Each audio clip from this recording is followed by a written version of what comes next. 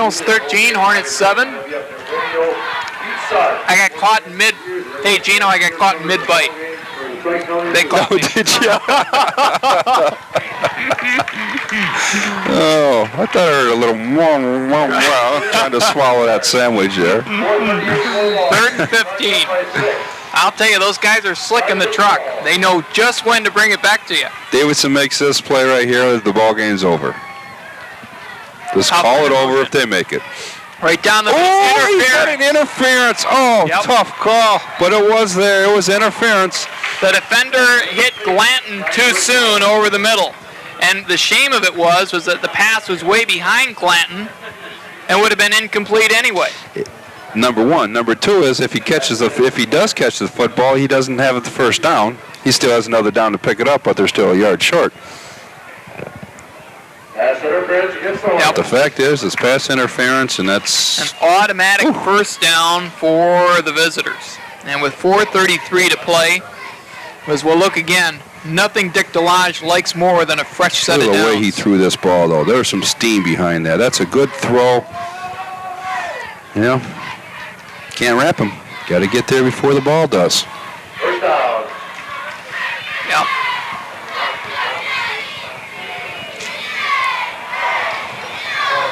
So the Cards now will operate from the Hornet 45-yard line. They've got the field position, they've got the clock in their favor, and they have the football.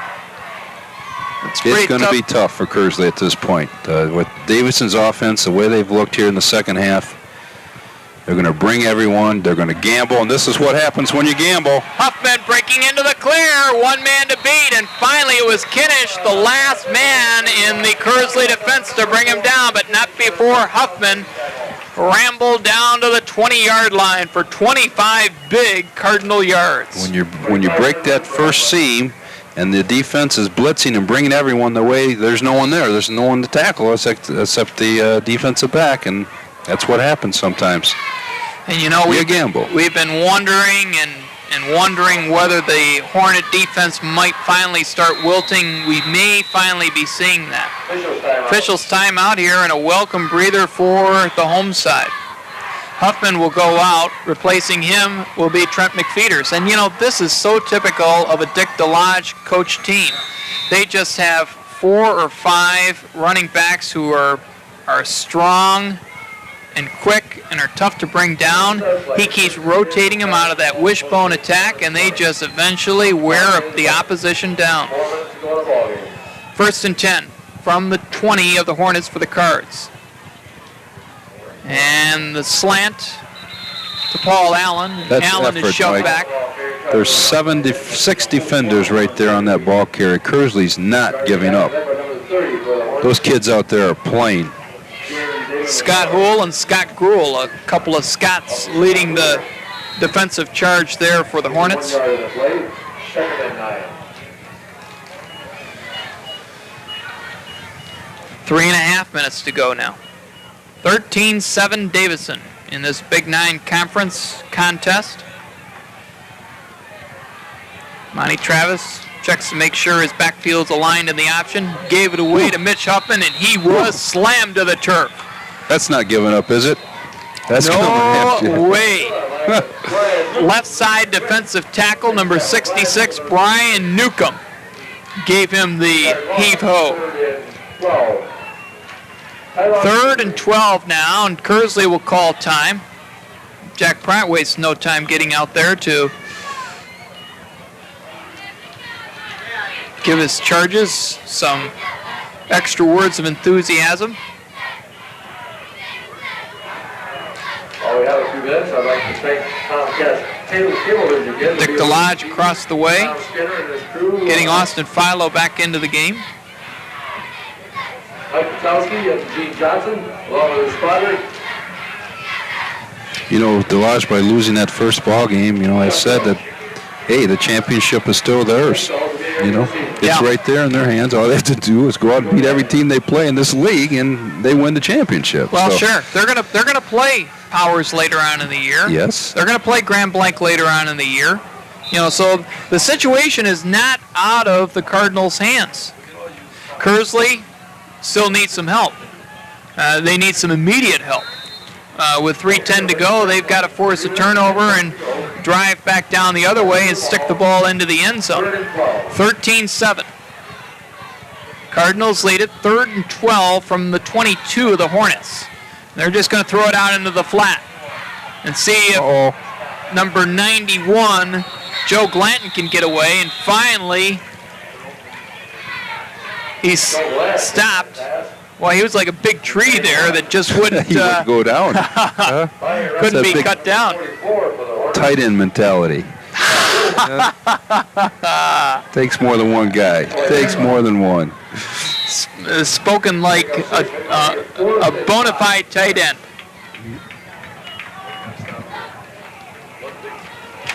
You know, I keep thinking of this situation here of Gildner. What a key player he's going to become here if Kearsley can stop him here. He's going to have to settle down, zip some passes in there. That's a big if, though, if Kearsley can stop Davison here. 4th and 6. They need to get down to Good the 10. option. On the option. LaCoy looking for that 10-yard line, not getting there. Oh, the pursuit was outstanding for Kearsley that time. Getting over there defensively for the Hornets was linebacker Scott Hoole. Doug Kinnish got over there, the free safety. Graviel Amaya. So Kearsley finally holds and takes the ball over on downs on their own 14-yard line. They have a long ways to go, though. Well, they have to give him some time here. Give him a couple of seconds to throw the ball. He can throw it. They're going to pitch it to Joe Wash. On the short side, and he got some pretty good running room, and did he get out of bounds to stop the clock? He did. Got it up to the 20-yard line. Well, he'll take 6 yards. It takes just 3 seconds off the clock. Good play. Good play, yeah. They have a long ways to go, though. I mean, you're going to have to throw sooner or later. Well, and I believe it's sooner, as in right now. 2 minutes to go. Doug Kinnish out of the ball game, number 4. Barker's going to go in motion to the wide side out of the pro set. Same play, pitch to Wash. To the Davison side, and he runs out of bounds again. Got up to maybe the 23. Boy, I like the quickness in Wash. I think he's a good back.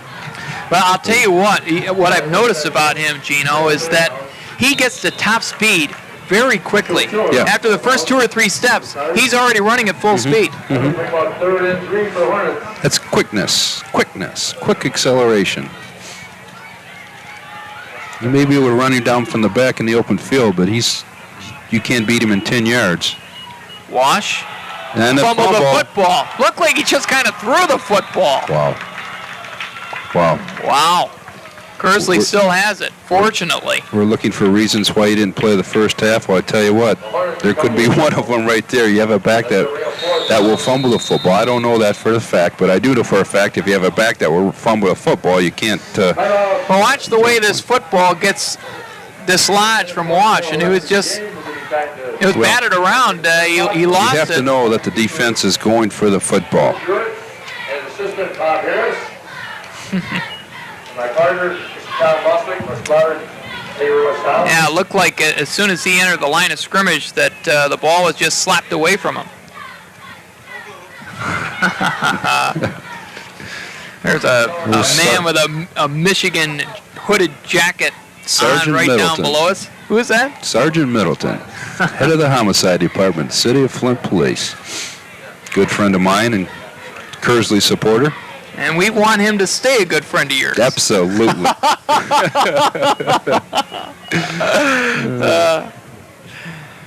Here's a good look at Woody Clark, one of the finest helpers in the Big 9 Conference.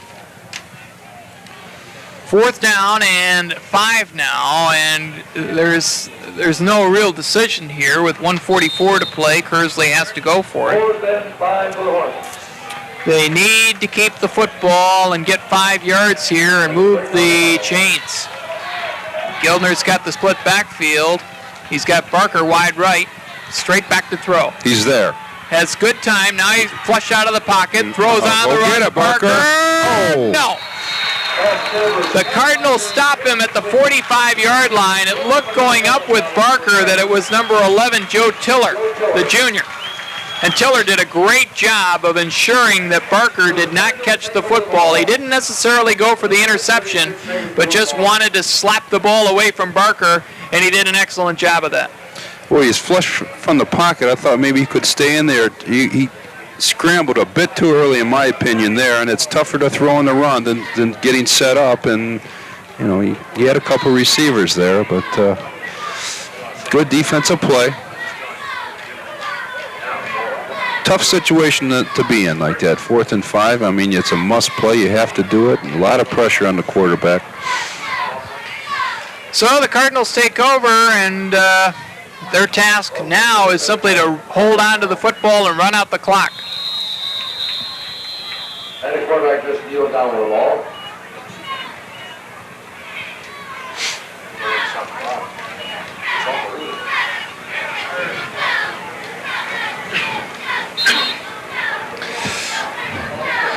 Clock running now.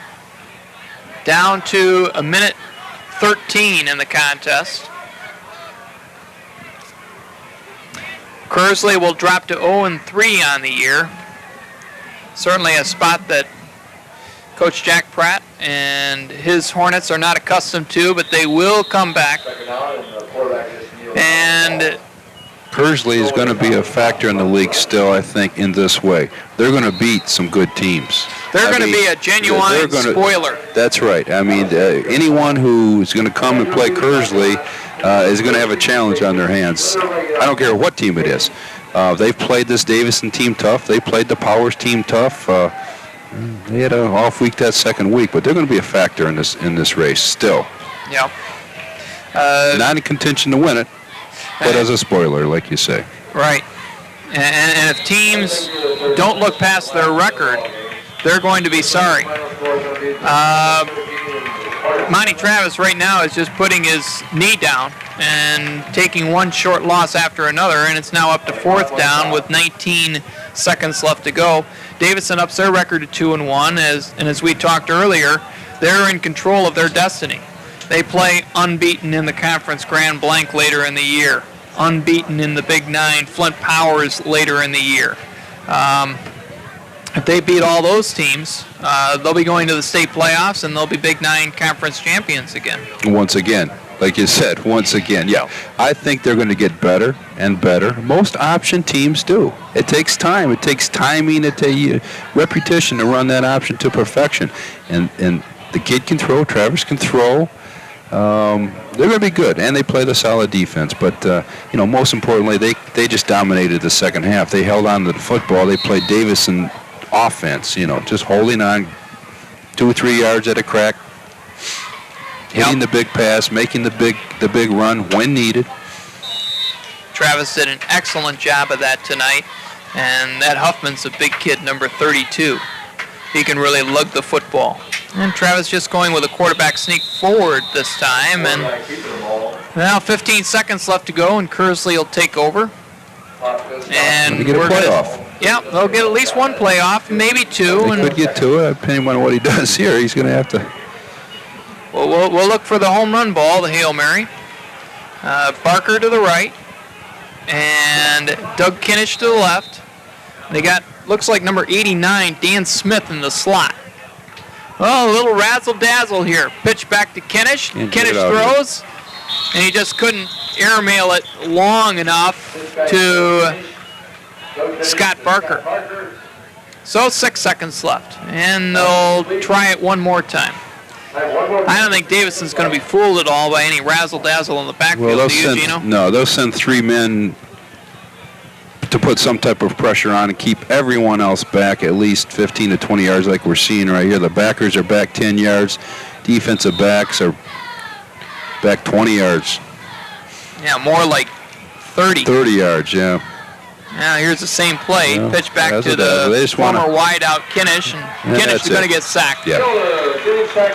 And now a penalty flag. And the game cannot end on a penalty if it's against Davison, but apparently it's against Kearsley as the two teams mill out onto the field around the 30-yard line of Kearsley. And extend the traditional act of sportsmanship, the handshake to each other as they go down the line. Our final here at C.K. Richards Field, Kearsley High School, the Davison Cardinals 13 and the Kearsley Hornets 7. We'll start our post-game activities for you right after this.